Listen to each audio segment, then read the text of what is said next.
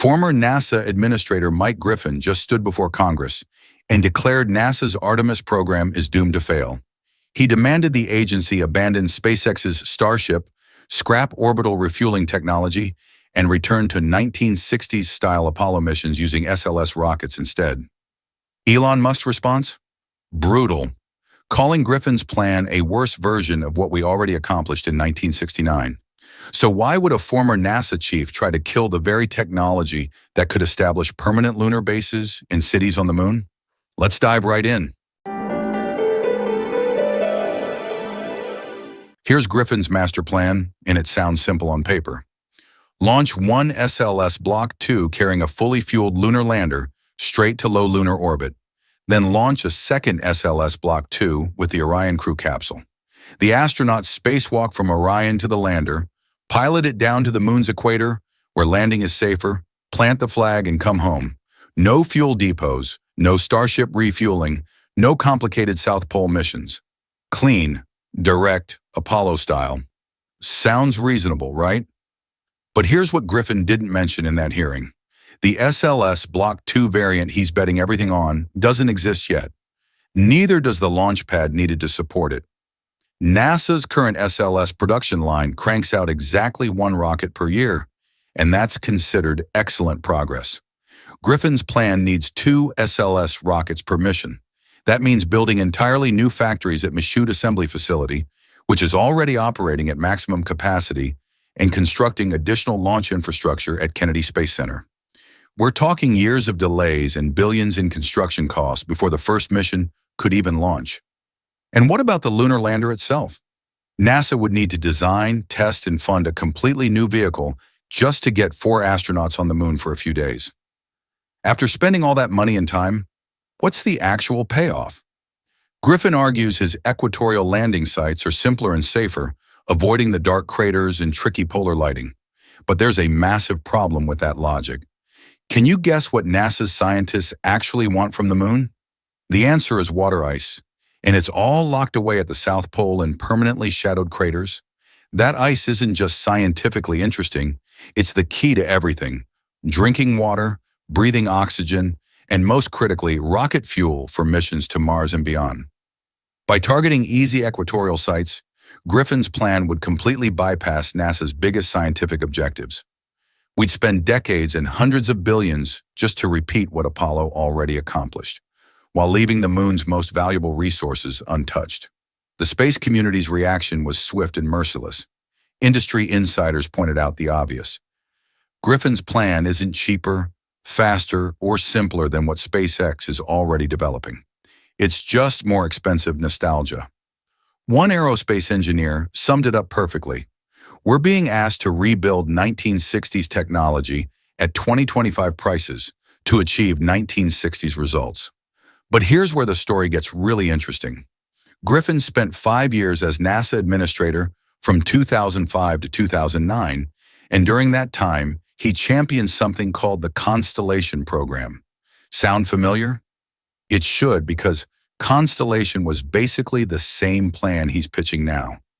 Heavy lift rockets derived from shuttle technology, Apollo-style capsules, and a return to the moon by 2020. President George W. Bush gave Griffin the green light, and NASA poured billions into developing 2 rockets. Ares Y for crew and Ares 5 for cargo, plus the Orion capsule and Altair lunar lander. Griffin promised the program would be fast and affordable by reusing existing shuttle components. Instead, it turned into a disaster. The Ares Y rocket suffered massive vibration problems that made it unsafe for crew. Orion had to be drastically downsized when engineers realized no rocket could actually lift the original design. Meanwhile, Ares 5 ballooned in cost, consuming nearly the entire NASA budget, while the Altair lander program starved for funding. By 2010, President Obama canceled the whole thing. What rose from Constellation's ashes? The Space Launch System, which is essentially a stripped-down version of Griffin's failed Ares 5 rocket. And here's the truly insane part. Congress has funneled approximately $2.6 billion per year into SLS development ever since, nearly $30 billion total. Yet history keeps repeating itself. The rocket gets funded while the lunar lander, first Altair, and now SpaceX's Starship HLS, gets squeezed on budget. So when Griffin stands before Congress demanding we double down on two SLS Block 2 rockets using the same contractors who failed before, is anyone surprised the space community is laughing? Elon Musk certainly wasn't holding back. He posted bluntly, "His plan makes no sense, just a worse version of Apollo. Starship will enable a permanently occupied moon base and even a city on the moon one day." And that's the fundamental divide here. What's the actual goal of returning to the moon? If we're just trying to beat China in a symbolic race to plant another flag in lunar dust, then sure, Griffin's Apollo reboot might work, assuming we're willing to wait another decade and spend $200 billion. But we already won that race in 1969. Apollo astronauts walked those dusty plains, collected rocks, hit golf balls, and proved humanity could reach another world. Doing it again with slightly bigger rockets doesn't advance anything. Even Musk pointed out that a permanently crewed lunar science base would be far more impressive than repeating what was already accomplished incredibly well over 50 years ago. The real question isn't who lands first anymore. The real race is about who stays, and that's where China has everyone spooked. Chinese space officials have made no secret of their plans to establish a permanent research station at the lunar South Pole by the mid-2030s. That region, rich with frozen water ice in permanently shadowed craters, represents the moon's most valuable real estate. Whoever controls that ice controls the moon's future. The ability to produce fuel, sustain long-term habitats, and use the moon as a launching point for Mars missions. That's exactly why the focus shouldn't be on quick flag and footprints missions. The priority needs to be developing core technologies that make permanent presence possible. And topping that list is the technology Griffin claims cannot work: orbital refueling. Yes, transferring cryogenic propellants in zero gravity is complex and risky. Nobody's denying that. But it's also the technology that unlocks everything beyond Earth orbit.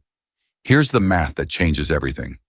Right now, when Starship launches toward the moon, 80 to 90% of its mass is propellant, leaving only about 20 to 30 tons for actual cargo. That's enough to deliver a small crew and some supplies for a week-long mission. But with orbital refueling, Starship could launch with minimal fuel, meet tanker spacecraft in low Earth orbit, fill up its tanks, and then head to the moon carrying over 100 tons of payload. Think about what that means. Instead of dropping off a few astronauts for a brief visit, you could deliver entire habitat modules, rovers, drilling equipment, power generators, and life support systems. That's the difference between camping on the moon for a week versus building the first real extraterrestrial city. Think of it like this. Griffin's SLS approach is like insisting every car must carry enough gas for its entire lifetime because gas stations are too complicated to build. Meanwhile, SpaceX's refueling approach is like creating the interstate highway system with gas stations every 100 miles, opening up unlimited travel to anywhere. Which vision sounds like it belongs in the 21st century? When Griffin flatly declares orbital refueling can't work, many engineers are asking, based on what evidence? The technology is challenging, absolutely, but technically feasible? Completely. SpaceX has already demonstrated propellant transfer tests on Starship prototypes. The real question isn't if it can work, but whether political interference will slow progress enough to let China win by default. And that political interference is very real. One frustrated aerospace engineer put it perfectly. We could have been perfecting zero-G propellant transfers for years, but for the opposition of former Senator Richard Shelby, Republican of Alabama. Shelby spent decades protecting SLS funding because the rocket's main components are built in his home state, employing thousands of workers.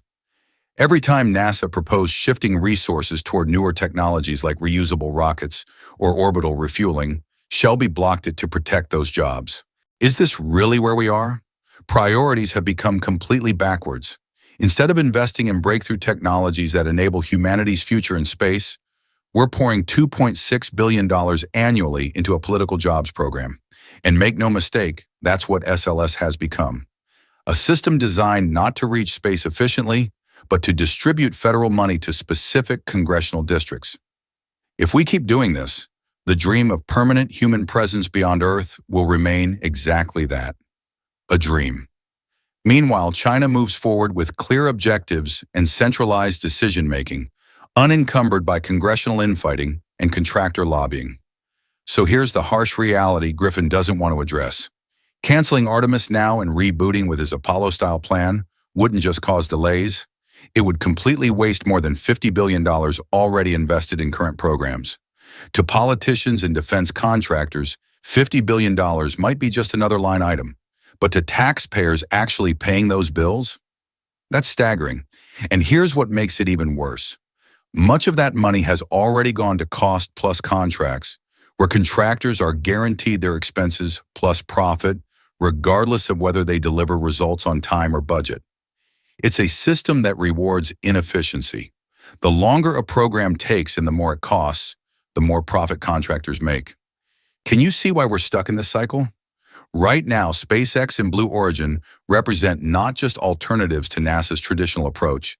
They're the only realistic hope of salvaging American lunar ambitions before China establishes its South Pole base. If SpaceX's Starship HLS and Blue Origin's Blue Moon landers don't succeed, there's no backup plan that gets Americans back on the moon this decade. Griffin's proposal certainly won't. His timeline requires technology that doesn't exist and infrastructure that would take 10 years to build. But even with its bureaucratic challenges, NASA still plays a crucial role as the innovation engine driving American space leadership. Programs like Commercial Lunar Payload Services prove this. CLPS flips the old model completely. Instead of NASA building everything internally, it contracts private companies to deliver science payloads to the moon frequently and affordably. Several CLPS missions have already landed, and more are launching quarterly. This is the model that works. NASA sets ambitious goals and provides funding, while private companies compete to deliver results faster and cheaper. That's exactly the approach that can win this race. Not by returning to 1960s thinking and 1960s technology, but by embracing the innovations that make permanent lunar presence achievable. The choice facing America's space program right now couldn't be clearer. Do we invest in the future, or do we keep paying for the past? So let's cut through all the political noise and ask the real question. Can we beat China back to the moon? Absolutely. But the bigger question is this. Can we stop holding ourselves back long enough to actually go further than ever before? Griffin's plan represents everything that's broken in America's space program: outdated thinking, political favoritism, and the refusal to embrace innovation. We've already spent $93 billion on Artemis programs. Scrapping everything now to restart with 1960s technology would waste every dollar and hand China an easy victory at the South Pole. That's not strategy. That's surrender disguised as nostalgia. The path forward is clear. SpaceX's Starship isn't just about beating China to the moon. It's about building the infrastructure that makes humanity a truly spacefaring civilization. Orbital refueling, reusable spacecraft, and massive payload capacity. These are the technologies that enable permanent bases, not just brief visits. This is about establishing cities on the moon, mining operations on asteroids, and eventually colonies on Mars. Elon Musk understands this. Blue Origin understands this. Even NASA's best engineers understand this. The only people who don't seem to get it are the politicians still clinging to Cold War glory and the contractors profiting from cost-plus inefficiency. The choice is ours. Do we invest in breakthrough technologies that unlock humanity's future beyond Earth? Or do we keep paying billions to repeat what we accomplished 53 years ago? History will remember which path we chose. What do you think? Should NASA abandon Griffin's backwards-looking plan and commit fully to Starship and orbital refueling? Drop your thoughts in the comments below. If you want to stay updated on the real innovations shaping our future in space, hit that subscribe button and turn on notifications for Space Update 24 hours. Share this video with anyone who still believes America can lead humanity to the stars. Thanks for watching, and I'll see you in the next one.